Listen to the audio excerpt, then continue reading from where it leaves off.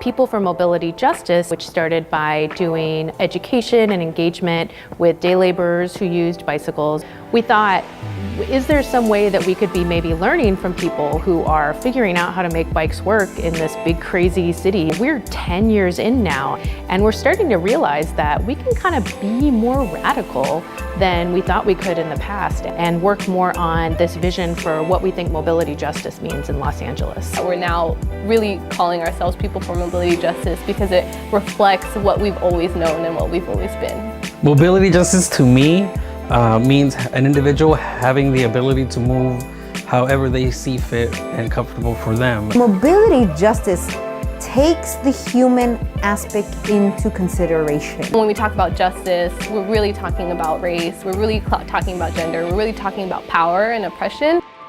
What mobility justice means to me is asking myself the question, is that a loving thing to do? There's nobody advocating for the neighborhoods where we're coming from.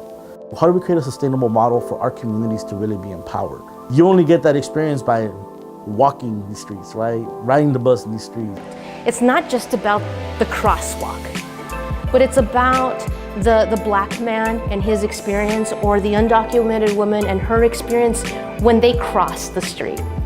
Absolutely, I want safe streets, but I also don't want displacement. That's losing community members. The fact that there's food deserts, the fact that there's a lack of good education, a lack of good infrastructure, all of these were done by design. These are structural inequities. PMJ was really rooted in trying to develop leaders at the local level. Leaders that we're really looking for is not necessarily your typical urban planner. What's really important to the work that we do is the lived experience from the individuals.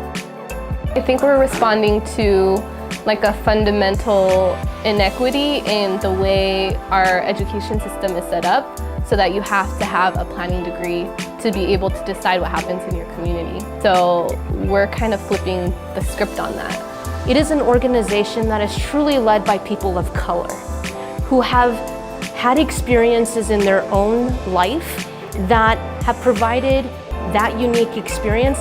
We really try to build that power within our neighborhoods, but we also try to build that power in these kind of bigger bureaucracy institutions. Folks in the neighborhood are the experts of what's needed in the neighborhood. It's about accountability. It's about holding those institutions, those politicians, those decision makers accountable. Now with People for Mobility Justice, we're really looking at creating our own table and inviting people to come to our table so that they can authentically see what it is to actually implement equity into their work. That spirit and that authenticity is something that is rarely seen out there, and is something that I think could never be co-opted.